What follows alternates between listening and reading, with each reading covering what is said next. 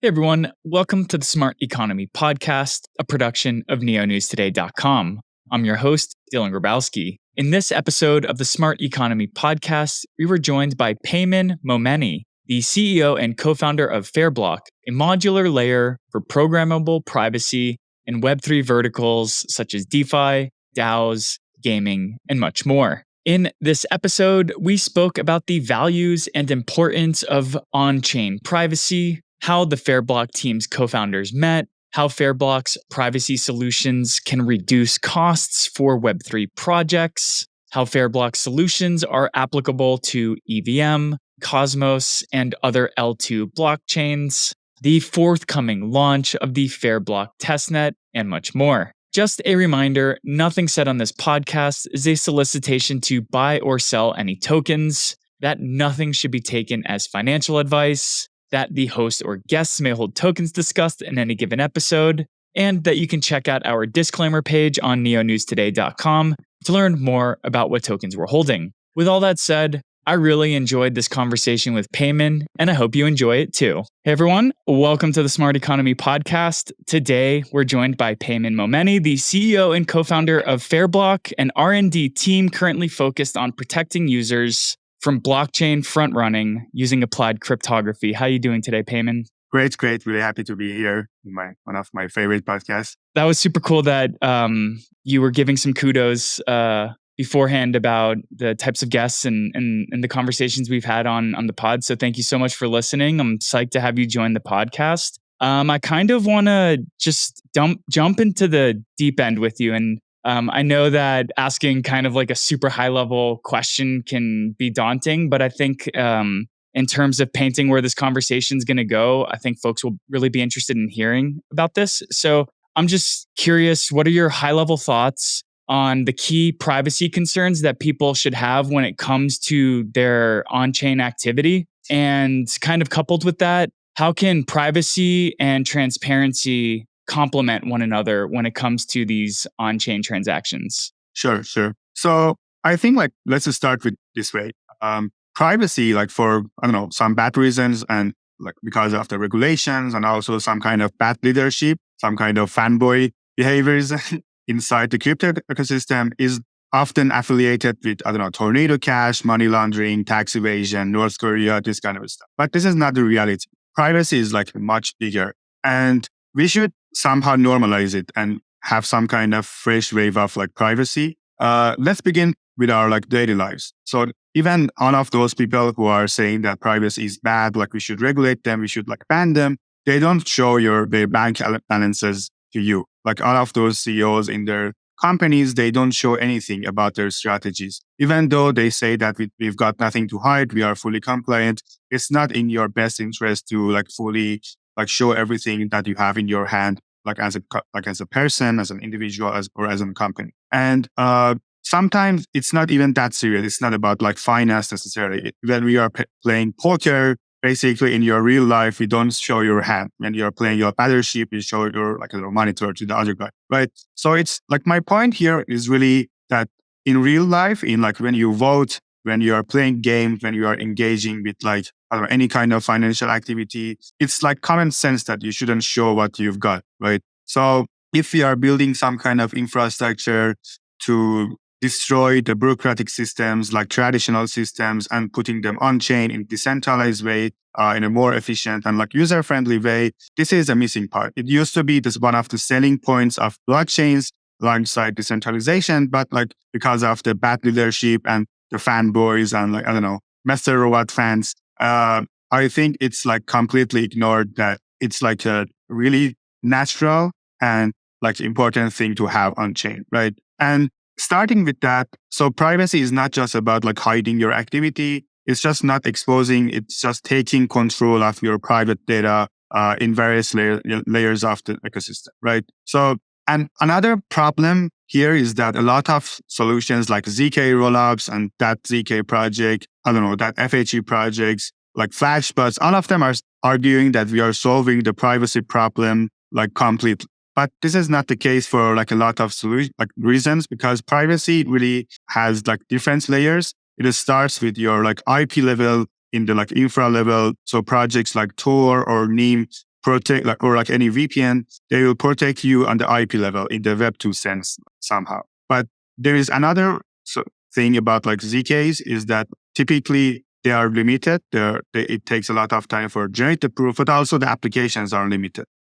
It can be used for something like Tornado Cash mixing services or ZK rollups. But in ZK rollups, as we've seen, they don't really solve the ZK privacy problem because you are submitting all of the data to the centralized server or post it on chain. So I think we should really understand what we are doing and what are challenges. And so let's talk about threats. I think one of the remaining challenges is having on-chain privacy, at least some kind of privacy that protects the data inside your messages, your transactions, and protect you from other people, malicious activities, malicious actors, bots, your competitors, or also just enabling the basic logic of application, even in gaming or governance or DeFi auctions.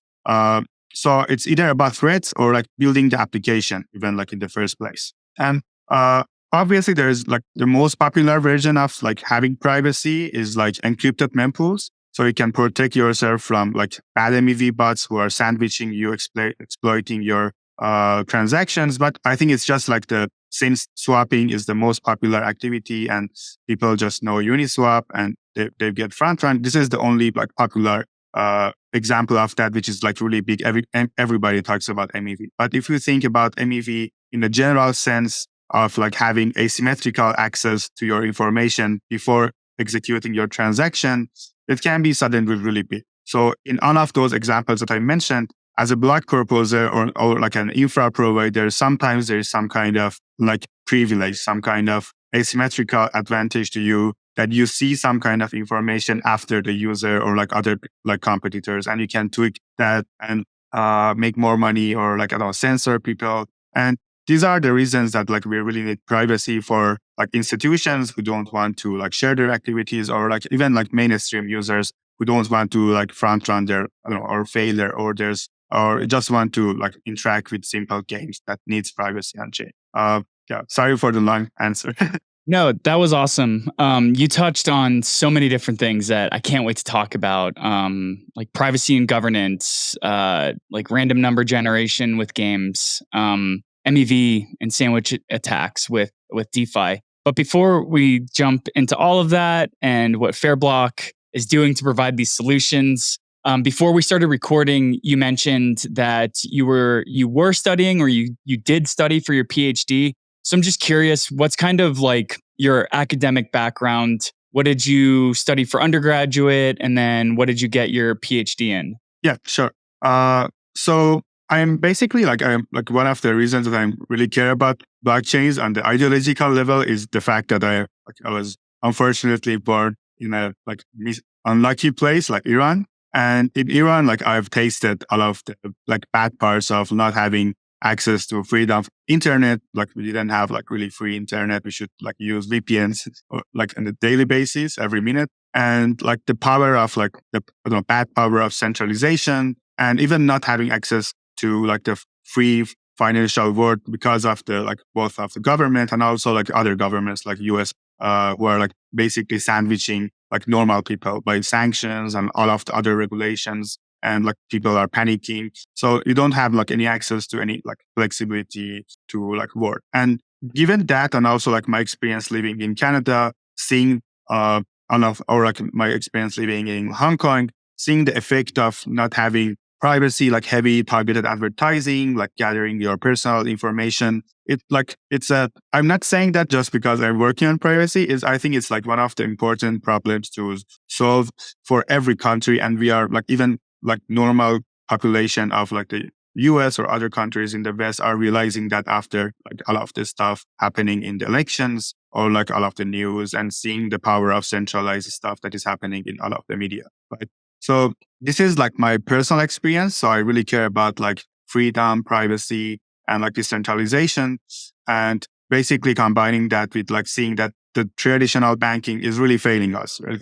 The simplest utility of blockchains for money transfers, and seeing that it takes $50 to do a simple wire transfer, and it should do it in person in branch in Canada or US. it makes us really think that it's not the future. So it's really hard to assume that in 20 years, we are still relying on this kind of very like limited, slow, and like haphazard logical finance, right? So this was like my ideological background. And I started on machine learning because it was cool and it's like still cool. You can do a lot of magical stuff. Around like 10 years ago, I did a lot of research. I did my like undergrad research in electrical engineering and like machine learning. And I did an internship in Hong Kong, which was very interesting, working in the like center of AI and working on things like ChatGPT that is like popular now, 6 years ago, 7 years ago. And I was working specifically on machine learning for medical data or like psychology. So in all of these cases, you should provide personal data to some kind of centralized server. It should be your DNA, your, I don't know, like EEG signal of your brain, your fingerprints. And then like they have some models to run some kind of idea, I don't know, something about you and send it back to you. So it got me really like concerned, especially after my job experience in something like an Uber in Iran, because they were like collecting personal data without any kind of privacy, and they typically get hacked on of these companies. So I really experienced the importance of having some kind of like privacy infrastructure. I realized that privacy is not something like luxury of like having my own boundary. It's like has like really deep effects. In future, if you share your like DNA with ChatGPT, they will probably sell it to advertisers, right? Or like medical, I don't know, hospitals to Kaiser so they can get back to you and sell drugs, right? So I got really interested to have some kind of mechanism like FHE or like, I don't know, SGX technologies, like this kind of cryptographic magical boxes. So you can encrypt your data, send it to the server and run the model on top of them and get the encrypted result back to you, right? So this was my intro to how to combine this kind of like machine learning stuff with cryptography magic boxes. And then I started my grad school initially to work on these, but at the same time, I met my supervisor, Sergey Gorbanov, with experience running the cryptography team in Algorand. And like at that time, he was starting his path toward Axelar. So I learned about the possibilities of applied cryptography in blockchains firsthand because they were using like threshold signatures. And he introduced me to MEV. And it was like intellectually also like very interesting because MEV combines finance with game theory and like decentralized systems, and you can combine it with cryptography. And the best part is that people care. People are care about what you are building. Suddenly people care a lot about your cryptography libraries and what you are building. And you can have some kind of practical applications really soon. You shouldn't wait for your research or like library to be realized in 30 years. So this was my original story, like, except like, I don't know, I've done obviously like investments in crypto and bought Bitcoin, but like this was my original story, my first step toward working professionally in crypto and blockchains. Yeah, that's super cool that you come to it from more of a technology base, specifically like using your background in machine learning and kind of seeing how the sausage is made and how companies can leverage the data that we give them. Oftentimes we don't know that we're giving them to sell us crap we don't need. America is 1/3 of the world's total medical GDP basically. So like America buys 1/3 of the world's medication. And we have like 365 million people here, which is not even 1/10 of the world's population. So I guess before we delve further, when you were in Iran, did Bitcoin come on your radar? Did building on Ethereum, anything like this? Or were you just kind of still focused on your studies and kind of paying attention to the larger, bigger technological aspects of what decentralized projects can provide? No, I was like obviously very interested in Bitcoin. Like I even like in 2014, I had some kind of note in the university with some other people or like in our house because electricity in Iran is like way cheaper than any other country.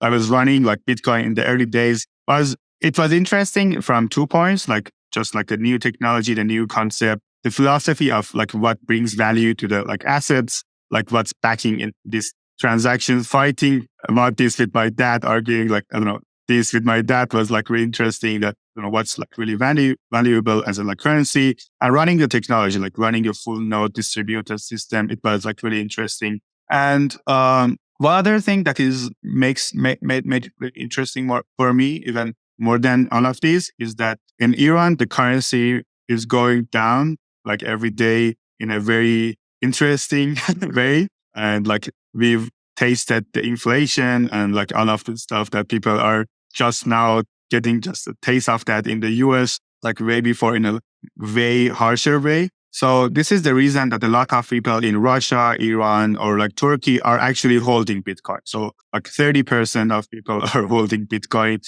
They don't know anything about blockchains or decentralized network. The only thing that they know is that it's a like really good thing to secure your funds and not lose your cash value, right? And obviously, it also opens like some kind of flexibility for sending money to your family, because you cannot do that because of sanctions, even if you want to send some money for tuition of your son in the UK. So you can use Tether. A lot of people are using Tether inside Turkey or like Russia to just send money to their family. And these are my previous like understanding of Bitcoin and what I thought it can be like interesting. And people are talking about that side of the thing recently more and more. But about the technology, I like, to be honest, I didn't know that much. Right? So I just know about like miners, hashing and this kind of stuff. But on the other side of the coin, like a DFT mechanism or like consensus mechanism and all of the technical nuances, which is itself very interesting engineering, got me in the grad school. Cool. Something that I'm curious to hear about is, and we're going to dive into Fairblock in a minute, I promise. But you guys are building privacy-enabled solutions for dApps. You're not just building like a standalone blockchain. So I'm just curious, even though you guys do have your own chain, I'm just curious though, what are your thoughts on privacy kind of composability, like the building blocks, leveraging privacy tools? And what are the opportunities or constraints that those might have over like a privacy focused chain like Monero or Zcash or something like Secret Network? Yeah, sure. So I think privacy is very important, but it's not definite. It's just a very important feature. It's not the product itself, right? And as we've seen, even outside crypto, nobody is actually using Tor, although it has great engineering and like protects you like privacy and all of those stuff. Nobody like, so let's face the reality, nobody uses that unless you are like, I don't know, someone who really care about that, wants to just test it out. And or maybe you've heard of, I don't know, dark web, you want to try that, but for daily usage, nobody uses that. And the reason for that is that it's like two reasons. It's like really hard to install another, I don't know, Explorer or run it. The UX is like really bad. It's really slow. And also it affiliates you with all of those like bad players in the darknet, I don't know, selling drugs. So the PR is also really bad. And I think this is exactly what has happened in crypto. The PR is obviously really bad. It's like even worse for privacy because of the regulations, all of the tax evasion, hackers, North Korea, this kind of stuff. So people are really afraid to use this kind of tools since you can use it, but people like, I don't know, maybe the US government will ban you later or like arrest you even if you've just like committed GitHub, right? And then the other thing is that the UX part. We have some kind of really interesting solutions, but they are not where there are actual users or like actual applications. So most of the users are some of the major L1s or some of the like L2s. So it can be like Solana, Ethereum, like Cosmos chains or like L2s. But other than that, there is no like real incentive or real application for people to switch to some kind of a standalone privacy chain just for privacy. There may be some kind of initial activity because of airdrop or like grants and other stuff, but it will eventually die. And the lack of liquidity and user makes it like worse market for you. So it's not a like really good competitor to other solutions. And the only like really successful instance of public key cryptography in reality outside Web2, I think, is HTTPS. HTTPS is exactly protecting your communication from all of those bots in early day, all of those like malicious parties in early days of internet. And someone came up with this like really nice solution of having public key cryptography for securing your communication, where you're just like interacting with any website or any like Web2 application. And the success of that is not really about like technical stuff. They're like, how big is it or how secure is it? The success of that is like basically as a developer, it's really easy. You just get your certificate. There's some kind of organization. It's like the integration is not that hard. And even better for users is you can see the lock button. Everybody knows HTTPS. Everybody knows the lock. Even my grandmother knows HTTPS, but they don't know what's happening in behind. They don't know like Tor, right? So my vision for blockchain is that like privacy is important, and we should do our best to have something exactly where users need and where like developers need that. We shouldn't have this kind of like learning curves or I don't know, buying tokens or changing front ends. There is only one way for having like something like in privacy space that makes sense, and it's like integrating it wherever like users need that. And it's obviously a really hard path. Like there's like a lot of challenges, a lot of technical difficulties of integrating these solutions, a lot of security assumptions, but I think it was the try. Other paths has not been like really successful. There's like I have great respect for their work and everything, but it's not something that I can imagine be the case in 10 years. Yeah. No, you bring up a lot of good points, and I think the nuances are actually quite hilarious because the most privacy preserving transactions that any American can do is buying something with cash. And you're right. Like people don't care about privacy. They don't care about personal data ownership.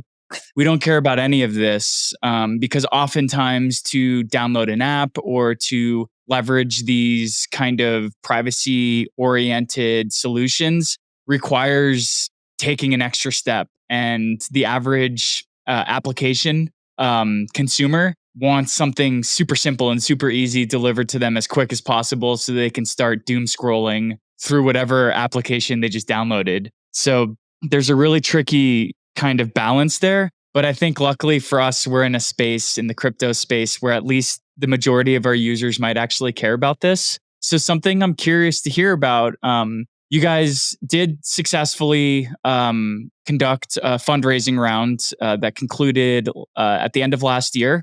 But before we talk about what got your investors psyched on what you guys are working on, I'm curious to hear the origin story of Fairblock. How did the founding members find one another? Yeah, sure. That's a good question. So that's actually the hardest part of a startup so far for me, finding like a good co-founder. And so my current co-founder is not my first chance. It's like somehow like dating. You should date few people quickly and find like your perfect match.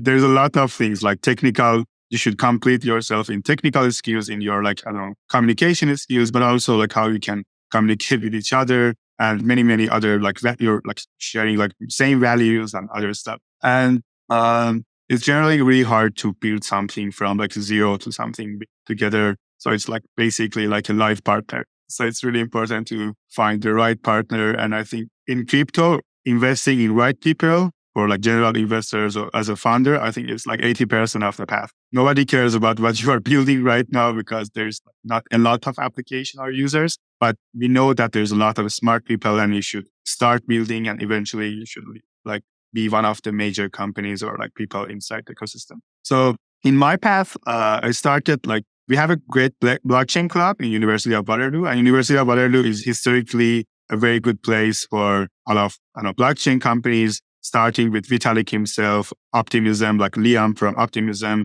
Axelar and Sergey.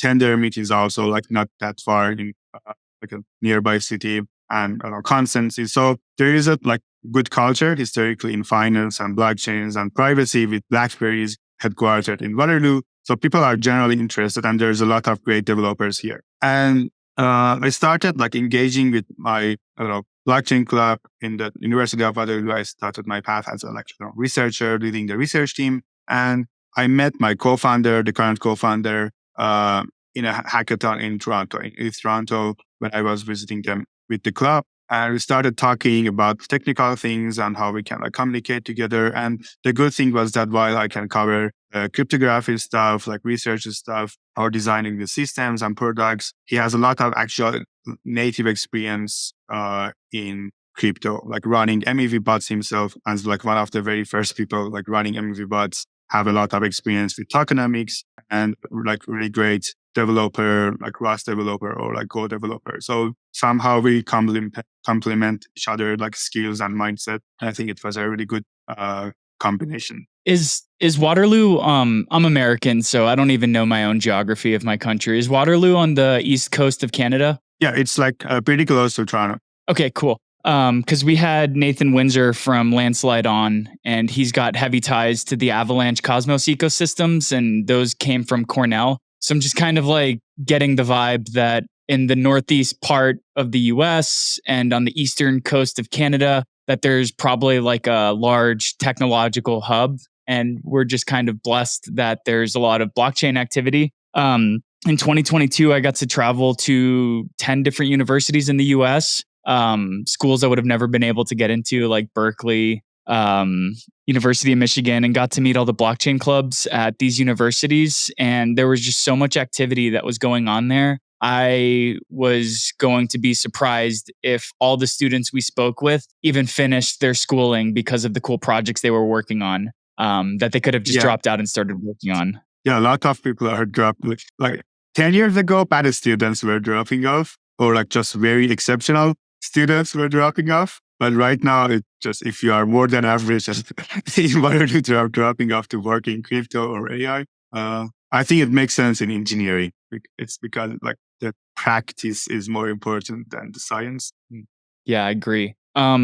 So you kind of spoke about how it's like dating to find your co-founder, the person that you can communicate with, that matches your skill sets, and also has different skills that you don't have, and vice versa. You have skills that they don't have.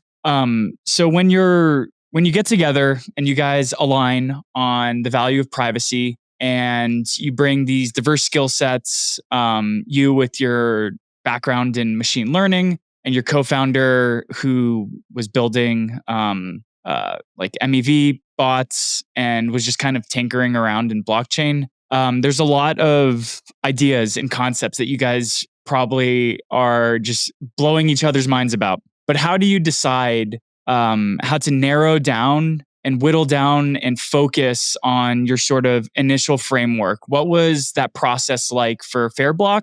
And maybe we can use this to kind of talk about some of the products that you guys have been building as an example for how you decided what to really focus on. Sure. So to correct something, I didn't like. I started my idea on Fairblock, not with my co-founder. Like he joined me later. So it actually, like going back to my story, coming to grad school in Waterloo and working with Sergey, learning about MEV and like threshold cryptography or like other, I don't know, FHE, SGX, ZK stuff. So I started working on MEV, like bad MEV prevention with like threshold encryption. And I wrote my thesis and my paper and did a lot of research on that. So I got a really good. So it was like very early. It was just like flash bots, and even themselves, it was just a like centralized bot. And so I got really good feedback about MEV itself. It was really interesting, and prevention of the bad side of the things while keeping the good side of the things was like an interesting idea to work on. It is still a really interesting problem to work on. So this was my original path. And then to bridge my sort of engineering academic background to the industry, I went through like Axelar's grants program and Cosmos grants, got the Cosmos grant, which was like big. And that sort of took me to the next level. So it was like serious interest from the industry to what I was working on in my cryptography background and my understanding of the MEV space. And then around the same time, while I was finalizing the seed round, I met like my co-founder. So it was almost around the same time. And we started. You mentioned, I just want to jump in because you mentioned that this is the second time in our conversation you've mentioned a grant. Initially, you mentioned that grants might draw someone into the ecosystem, and then or into blockchain in general. And then you mentioned that you got a Cosmos grant as well. So what was, maybe you can also share a little more. What was that process like? How did you go about looking for grants for ecosystems to build in? How did you land on Cosmos? And then maybe you can kind of leverage that to also talking about the SDK and Fairy Ring.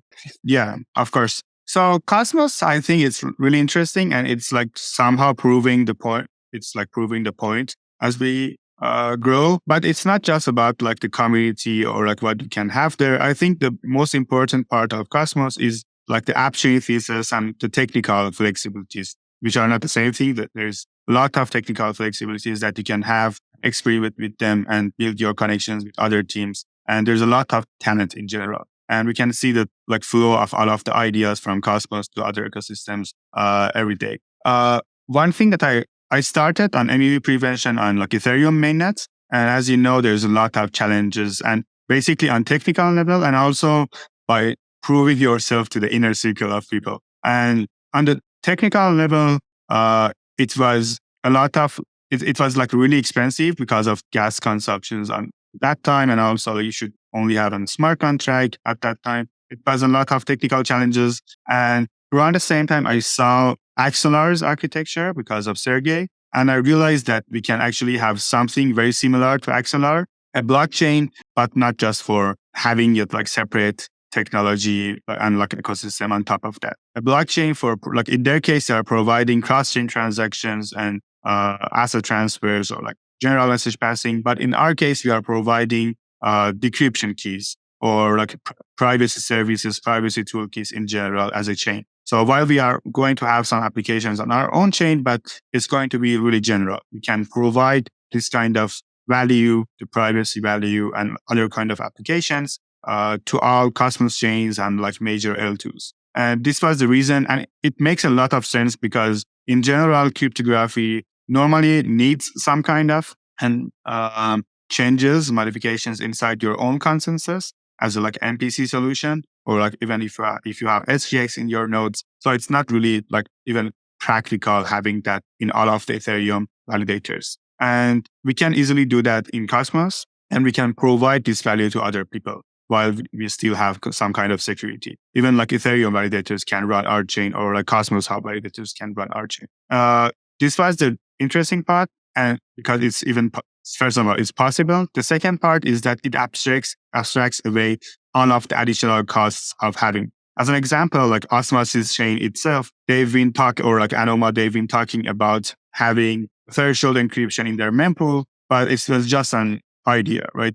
They've never executed the idea in practice. And the main reason for that is that you should send like private key shares in your very own like mempool, and it basically breaks the whole mempool. It's like expensive. You don't have enough space for that. And my idea is that, first of all, we use identity-based encryption, which reduce the bandwidth overhead by a lot, like 95%, depends on the system size, but we don't want to generate keys for each message. It's just for each block or each condition. That's like the technical point of view. But an interesting part to complete that is that we don't need to even communicate between our validators in that chain. We can take that, do whatever we want in our own chain, generate the single key or like whatever we want, and like relay it through IBC or like faster ways that we have to like other Cosmos chains or like L2s. So the flow idea is that you can still send encrypted transactions or any kind of like host any kind of privacy preserving application on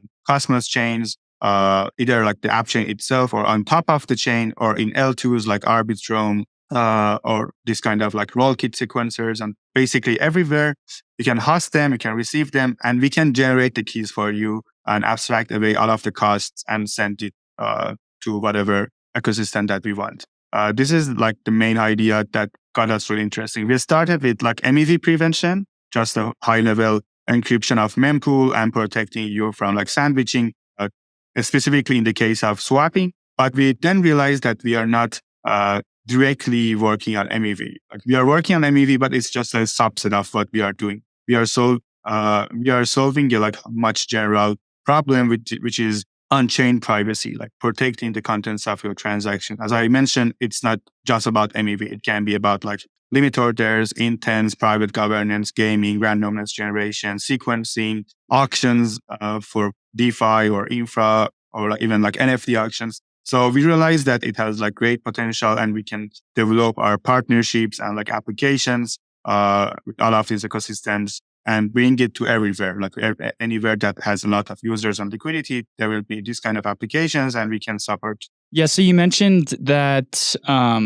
you started with MEV, and then it became apparent that there's so many verticals in the blockchain space. There's DAOs, there's DeFi, there's NFTs, there's governance. So for DeFi and governance and other sort of like gaming solutions, the Fairblock chain can act as kind of like the privacy layer based off of the different types of encryption and decryption that you guys use. So something that to me kind of sticks out is you're able to build the building blocks, but how will folks from other L2s, other app chains, other non-EVM ecosystems like Solana or whatever, how will folks be able to kind of use the building blocks that you guys are creating? What is going to be included in Fairblock's SDK?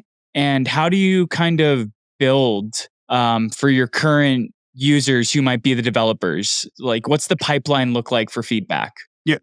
So one thing that I'm really proud of what we are doing in Fairblock is that we are not just a like research team or like working on like fancy cryptographic stuff. We've been like very actively working with this kind of like, I don't know, Cosmos chains or like applications on Ethereum, both on like protocol level or like infra level and like L2s. And they are like really different projects. And we either have like some kind of project in-house for them, or like we have some kind of shared idea that they will use our network for building this kind of privacy preserving applications. And there's a lot of technical challenges and nuances on how it can actually work. This kind of integrations and making it work and making it easy for developers to build is the most challenging part. Having it inside our own chain and like isolated way, we had that like 1 year ago. But during the last year, we've been like mostly focused on making it happen in a like chain agnostic way in a sense. And the way that it works is that we have some kind of SDK.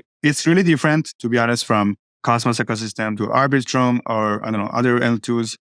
But there is the high level logic is the same. So if you are a Cosmos chain, you can easily install our module. I call it private intents layer because intents in general sense it's like whatever you want. It's not just DeFi. It can be like vaults or like everything else, even gaming. And we can have like a lane or layer of private privacy preserving transactions in the mempool. And it basically, after installing that module, all developers, they can start receiving encrypted transactions directly. So it's not through for like after the installation, which takes like, I don't know, half an hour. All of the developers can like use that flexibility. So it can be any like a smart contract or like something that is baked into like consensus. And they can install them. They can use this kind of flexibility and can receive it. It will be in the block. And whenever they want to decrypt transactions, we can provide that. We've made it in a way that is like really easy to build. We've actually hired one of our employees to just focus on building applications.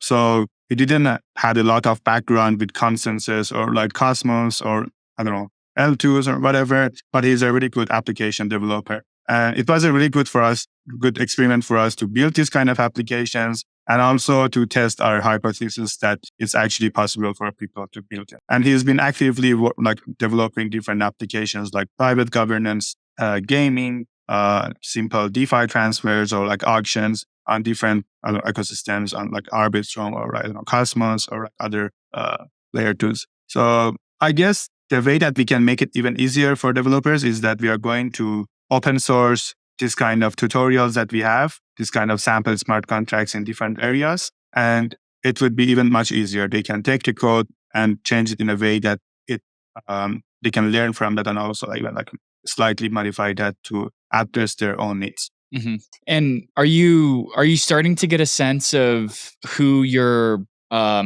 partners might be. Are you mentioned that these privacy solutions can be kind of ubiquitous across the different verticals in Web3. So are you starting to see kind of like an early use case emerging? Are a lot of folks that are coming to you more interested in DeFi? Are they more interested in private governance? Are they more interested in improving the kind of like random number generators on chain for Yeah. games? What's kind of like the early interest look like? Yeah. So to be honest, like we've got like interest in all of those. Like I'm not saying these applications just we invented the cool thing is that other people have actually suggested these ideas and we've like built it in a way to support them. So like the traction is reverse. So just as an example, for private governance, it was not a huge thing for us. We are like mostly an MEV part, but we got like a big traction from Cosmos ecosystem and we saw the importance of governance and all of the dramas per second in Cosmos ecosystem. And having a private governance can contribute a lot of value to Cosmos, or it can be also deployed anywhere else as well in any DAOs on L2s. It can make the whole process more efficient, faster, and also more accurate because of a lot of reasons. I don't want to go into details. So we got that, we got really quick traction, we built that. Then we realized that people so optimism folks and I believe few Cosmos chains, they ask us about randomness generation protocols, which is not relying on a third party. It's like verifiable on chain and can be easily like relayed. So we realized that it's not our main application, but basically the key that we are generating in each block, it can be easily the source of randomness. And we felt that it was a really low hanging fruit for us to build that. And for gaming, it's obviously gaming. It's extremely limited in Cosmos or like Ethereum, like wherever, to be honest. And by gaming, by now, most of people just think of it as having digital assets, having like NFT inside Call of Duty and this kind of stuff. But it's not, it makes sense, but it's not the full potential of that, right? Gaming community, I think, is really big. They're crazy. The conferences are 20 times bigger than like any crypto conference. So I think we should give them a chance to have on-chain gaming, which can be kind of cool. It's like CryptoKitties. Like it's not really logical for me to understand why it can be like that big, but history has shown us that gaming is one of the sectors that can prove us wrong. And the point here is that we can have all kind of gamings that needs to prevent asymmetrical access to information. So passing this kind of sexy buzzwords, what I mean really is that you can send your messages while other competitors in the game cannot see them. So for example, in betting, you can bet on something on a future event on a chain or like even like real world events. And while other people cannot see your bets, we can execute it on chain. So I think there's a huge potential for this kind of really simple on chain games. But to answer, so just to summarize that, we've been like really focused on DeFi because the whole thing in crypto is DeFi. So 95% of our focus is in DeFi. So everything like MEV prevention, maybe in a sense like front running and censorship resistant sequencing, and interestingly, seal bid auctions for things like DeFi DX, Uniswap X, PBS auctions, MEV share auctions, and this is stuff. But we couldn't wait for like other applications. Those were like even easier for us to build, and we've already built them, or like we are building them in parallel. They're like much easier to operate, and we really didn't want to not execute anything, and we are like executing them while we are still making our path toward like the really much more serious projects. Yeah, I've been trying to get, I earn my bread and butter by working in the Neo blockchain ecosystem. Neo is like an OG Dino chain from 2016, 2017. And one of the projects I've consistently wanted to get on chain is poker. But if you run an RNG, then anybody can see what the numbers generated are, and you could easily cheat the game. So it's a really difficult problem to solve, even though it sounds really simple. So you mentioned that 95% of your use cases right now are DeFi. And I'm just curious to hear a little bit more about how Fairblock can positively impact DeFi. Because if I'm thinking about implementing privacy preserving features, to me, that sounds like there's another step. And I hope the blocks are super fast, because if they're not like, Tendermint based 1 second blocks, maybe an additional block that takes a few more minutes, or maybe 20 or 30 seconds to have another transaction that shields my identity or hides my limit order or any of that. It might add some downtime. It might decrease the speeds that these privacy tools can provide for DeFi uses. So how did you guys address that? If I'm using a DeFi protocol on one chain and I want to ensure my security by leveraging Fairy Ring, there's got to be some cross-chain communication. How did you guys deal with that? How did you guys deal with the perceived kind of like reduction in speeds for integrating privacy, but also performing kind of like quick DeFi activities? Sure. So the answer for that is like really application specific, but I try to answer it on a like really high level. So the good thing about us is that we've like really focused on having some kind of experience that doesn't need you to send like 2 transactions. So the naive way of that is like, hashing your transaction, sending it, and then like revealing it yourself, which needs like 2 transactions. It's obviously much, much more expensive. And also, you may like not reveal your transaction or your private data later to cheat the system. So with us, like we can use the very same front end of those applications. You don't need to install, Rust code or another library in your local machine to encrypt your transaction. It's going to be integrated as a JS SDK in the front end or in the wallet. So you have the power of controlling your data and what you are disclosing publicly, what part of your private transaction is going to be disclosed. And you can choose it, you can have the freedom and encrypt it. And the good thing is that that's all you see as a user. You can encrypt it, send it to the current, whenever you were going to send originally. And the inclusion is like seamless. The encrypted transactions will be ordered there and included in the block like any other transaction. The challenging part is that what I say, like it's application specific, is so for some cases, we need, for example, swapping, you need to have the decrypted transactions right away. The way that we solve that is that you have a transaction right now, it's included with other people, but somewhere between this block and the next block, we are executing it in a way that people cannot still front run them. So in this space, specifically in Cosmos, we have other solutions in other ecosystems as well. But in Cosmos, the way that it works is that we have begin block or like finalized block through APCI++.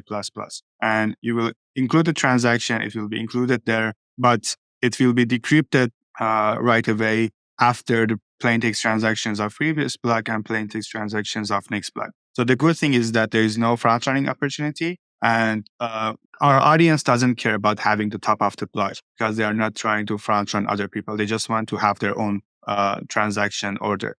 And they were not even going to get the top of the block without encryption. So like other transactions, they will get that, somewhere in the bottom of the block in ordering, but in almost the same block. So this was just for swapping. For other stuff like limit orders or intents, it's even like easier because in limit orders, we are not like necessarily going to execute it in this block. It almost never happens. You can encrypt your limit order and put the condition for execution of that. And instead of relying on a centralized server for like holding on your, wallet or like on your orders, like private information, you can put it on chain. So there's no like dark pool or like centralized solutions here. You can put it on chain in a like blockchain worthy solution. And while it's waiting for execution, other people, it's just private. And once in this case, the prices are met, we can decrypt it and execute it. So the good thing here is that other people cannot see your strategy or like the amount of your limit order and some other information. It's like the point that I'm trying to make is that in this case, we have zero privacy, we have full privacy, but full privacy doesn't help with execution. We are somehow in the spectrum, right? We are trying to be realistic with this. And for auctions in general, auctions can be like really interestingly useful in DeFi.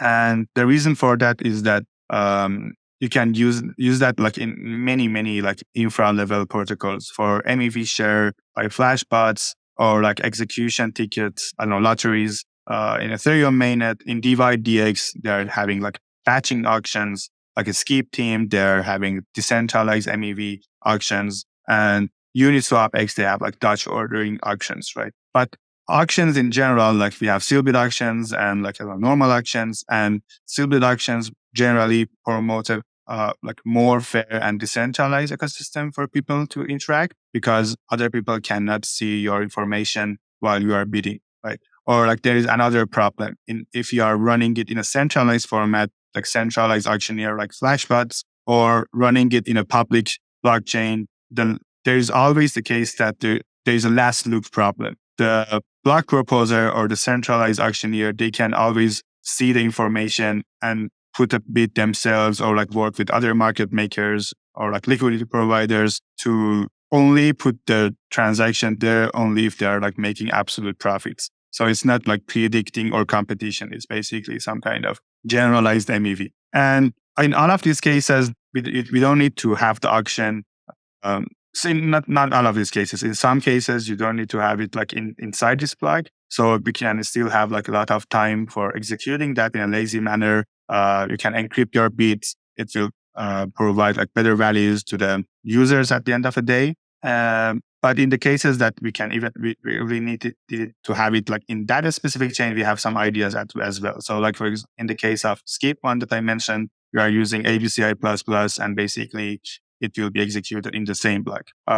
So my point here is that it's like an ongoing area. It's very open, and we are like fortunate to be like one of the only few teams that are working on that. And we are seeing like increasingly more interest in this area. Like just yesterday, Paradigm posted something about like Sealbit auctions, which is basically a like very naive version of what we have been building so far.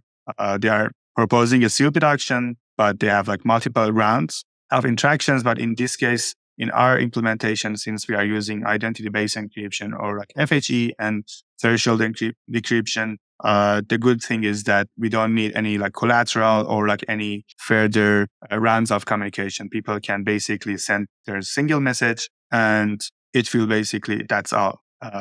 We don't need any collateral or like any like extra rounds of communication. I guess one thing that I really want to touch on that is that privacy is not something that is widely adopted in other industries, unless there's like two conditions. Like one condition is obviously major pushback from governments or users, something that we've seen with like Facebook, with like differential privacy and other solutions, or like in Google with their like cryptographic schemes. The other way of having a successful privacy preserving project is that privacy means like more profit, or like, I don't know, something that is like incentive aligned with the people, with the user as well. So it doesn't mean that you are spending extra money to just get privacy. The interesting thing that really got me in crypto is that in many cases, having privacy, it either introduced like a better UX. So like in auction or like private governance, it means that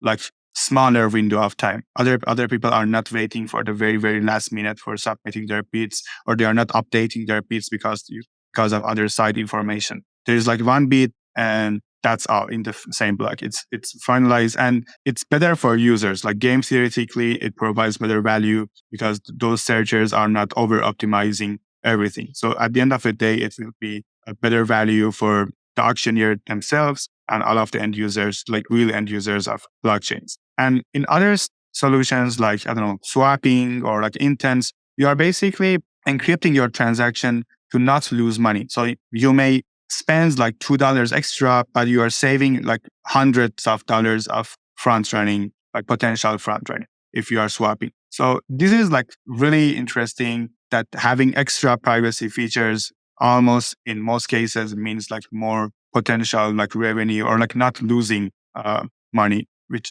makes me like really bullish on privacy preserving infrastructures or applications. Peyman, that's awesome. We're nearing the end of our time. So if anyone who's out there, whether you're a DAO, a DEX, a game, you're building on Ethereum and L2 or Cosmos, whatever it is, what's the best way for these folks to get in contact with you and your team? Yeah, of course. So like we have like a Twitter account and also our Discord channel. I really want to have like more feedback and brainstorming with all of the builders in the space and thinkers. Would be awesome to have them in our Twitter and Discord. Awesome. Well, Peyman, thank you so much for coming to talk about Fairblock and privacy preserving technologies. It was a really fascinating discussion. I really enjoyed learning more about your background, what kind of drives you, and what you guys are working on. It's really exciting, and I look forward to keeping my ears to the ground and following the progress you guys make. Thank you so much. So our public testnet is also launching at the beginning of March, and like we are really excited to work with teams and like have already interested in expressed their interest in building with Fairblock or like seeing like new projects that may contact us later. So yeah, keep your eyes out for some updates. Thank you so much for having me in this podcast. It really meant a lot to me to be here. This was a great conversation, and you heard it here, folks. When testnet next month. So be sure to check it out. And Peyman, we look forward to having you on a episode back in the future to potentially look back on a lot of the positives that strides that you and your team were able to make. So thank you so much for joining the pod, and we'll catch you later. Thank you so much for making it happen. Thank you. Well, what did you think of that conversation? I thought it was fascinating to learn more about Peyman's background growing up in Iran and how that experience has shaped his ideology and philosophy about free and open access to financial systems and the internet. I really enjoyed learning more about the various different types of use cases that this privacy enhancing chain can provide for different ecosystems. And it was great to delve into the positive virtues of privacy and how this is just not something that is valuable to criminals, but is beneficial to every person who accesses these fair and open blockchain networks. To keep up to date with the podcast, head over to www.smarteconomypodcast.com. And if you've liked the guests that we've had on the show, please consider showing support by rating and reviewing the show on your favorite podcasting platform. Every review and rating really helps us get this show in front of more people's eyes and ears. And of course, if you're a NEO token holder, please consider voting for NEO News today as your council representative. We've proudly been serving the NEO ecosystem since 2017, and we'll continue to do so by putting portions of our council income directly back into ecosystem growth initiatives. With all that said, thank you so much for taking the time to listen to the Smart Economy podcast, and we look forward to catching you on the next episode.